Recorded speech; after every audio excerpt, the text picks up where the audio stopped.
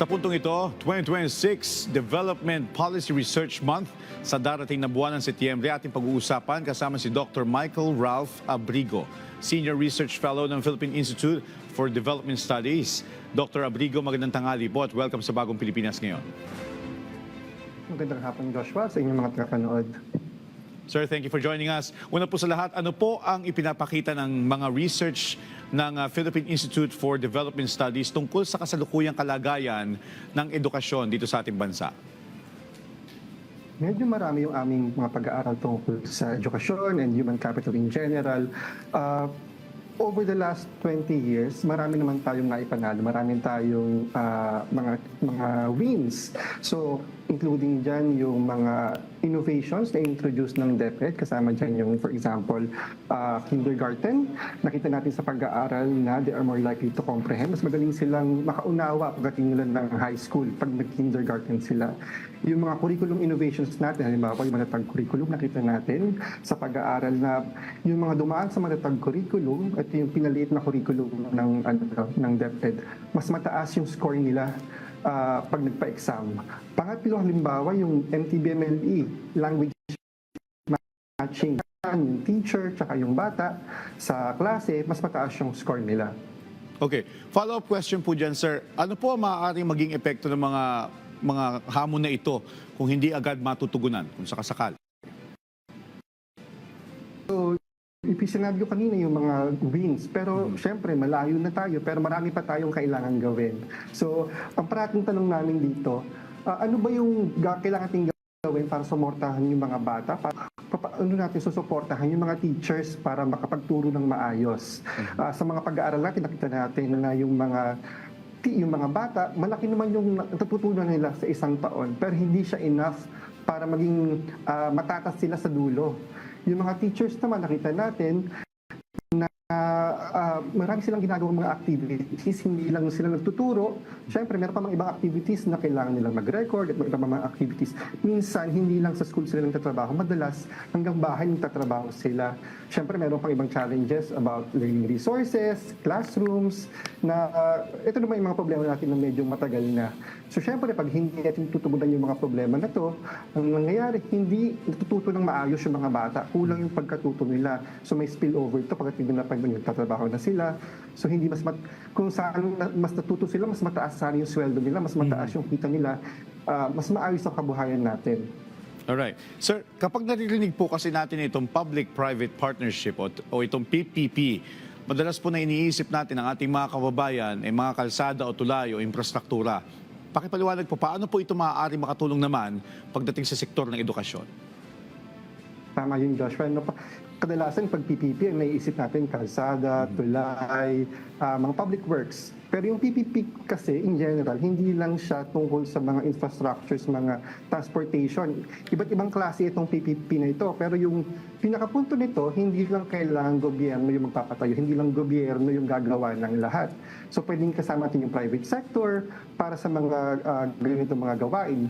For example, sa school infrastructure, yung DepEd natin sa Department of Education, hindi siya department ng school buildings, di ba? So, ang role nila ay mag-educate ng children.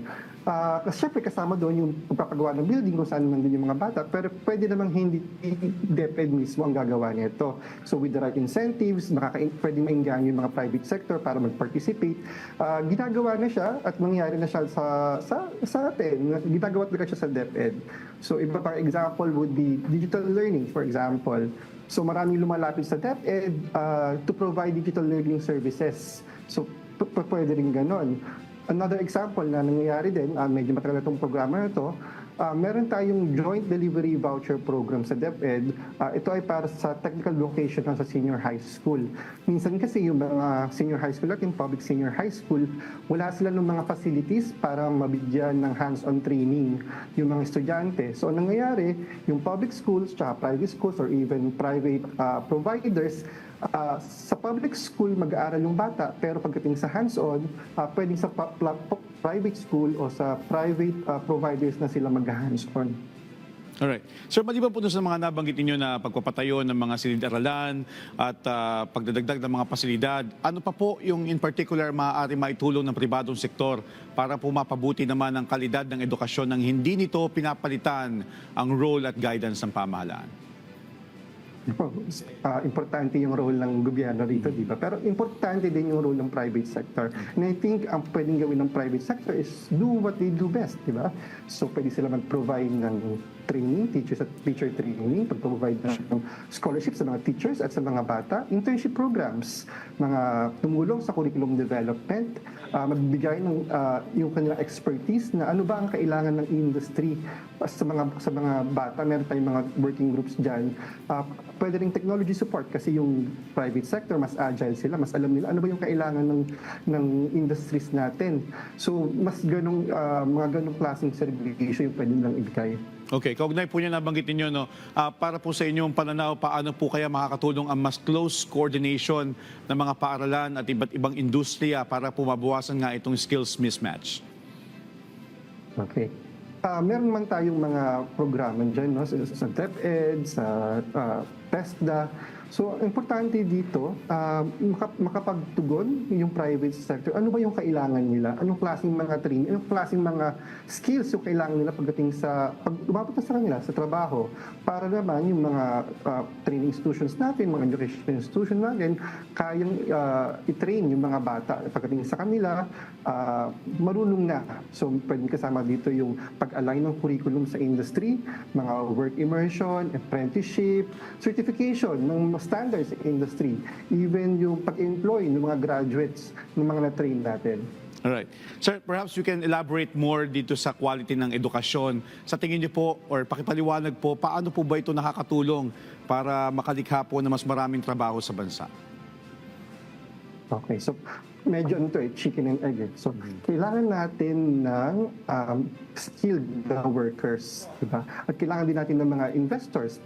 So, minsan hindi akma ba yung mga skills ng mga workers natin? Kaya nagkakaroon ng mismatch. So, kailangan ng investors ng skilled workers. So, yung mga businesses naman kailangan mag-expand ng mga talent when it's available. Innovation. So, para makatulong doon sa edukasyon ng mga bata. Alright.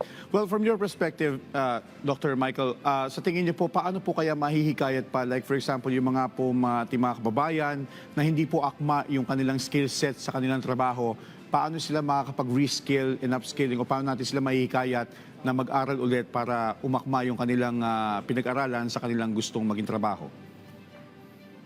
Maraming programa yung gobyerno dyan, no, na reskilling, upskilling. Yung ating framework kasi ngayon is not just about learning sa kolehiyo, sa basic education, but it's a lifelong na learning. So hindi tayo natatapos mag-aral kasi yung industriya din natin pabago-bago, paiba-iba yung needs. So for example ngayon yung demand for AI, for digital skills, na hindi naman siya available 30, 40 years ago.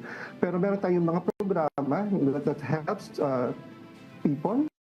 Ito ay patuloy na matututo yung mga tao na nakakasabay sila doon sa pagbabago ng industriya.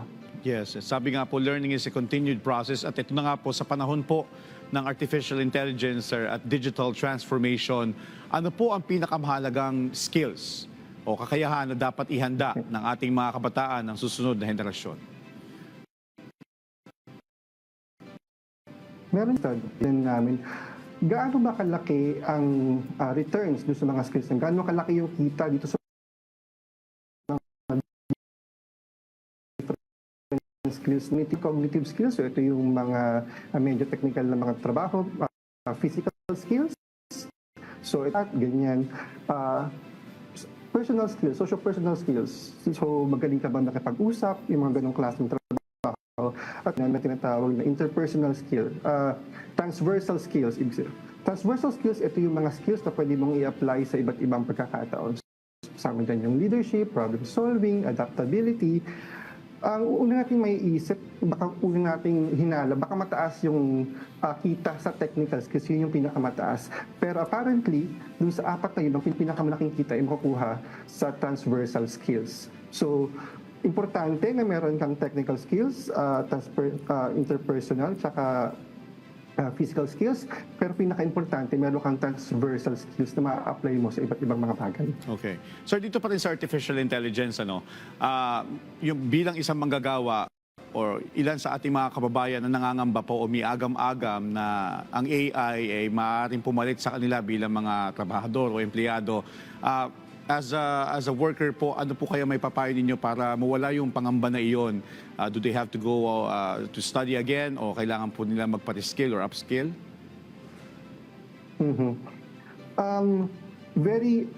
Mabilis yung development dito sa AI tsaka digital skills na maraming pangamba na maraming trabaho, yung baka hindi na kailangan sa o kaya may mga bagong skills na kailangan. So for example, yung computer programming, malaki yung maraming natakot dyan kasi kaya mo nang mag-code using AI.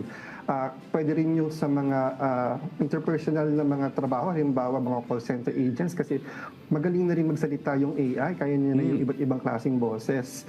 So kailangan nating transversal skills lagi. Kasi sa lahat naman ng ito, kailangan natin maging agile. Kumbaga, na halimbawa nagbago yung demand ng industry, kailangan din tayong makasabay dun sa pagbabago na yun. At makakasabay tayo kung meron tayong transversal skills. Na kahit ano man yung pagbabago, kaya natin maka-adapt dun sa mga pagbabago na iyon. So syempre, kasabay din nun, kailangan din magbago yung technical skills natin. Ito yung upscaling, reskilling sa mga ganitong pagkakataon. Alright, on that note, panghuli na lamang po, sir, mensahe niyo po sa ating mga magulang, guro, estudyante at maging sa mga policymaker tungkol po sa kahalagahan ng pamumuhunan sa edukasyon. Sige. Ang edukasyon ay isa sa pinakamahalaga doon sa panyating puhunan na maaari natin gawin bilang isang bansa, isang individual. Kapag ang bawat bata ay nabibigyan ng pagkakataong matuto at mapaunlad ng kanyang kakayahan, hindi lamang siya yung nakikinabang yung buong ekonomiya natin, yung bansa natin. So, kailangan natin pagtulungan, hindi lang ito trabaho ng gobyerno, trabaho ito ng pribadong sektor, ng paaralan, ng mga guro, mga magulang, ng community. So, pamamagitan ng matatag na institusyon at sama-samang pagkilos, makakabuo tayo ng isang bansang may matatag na institusyon at maunlad na yamang tao. Alright, on that note, maraming salamat po sa inyong oras, Dr. Michael Ralph Abrigo, Senior Research Fellow ng Philippine Institute for Development Studies. Thank you, sir.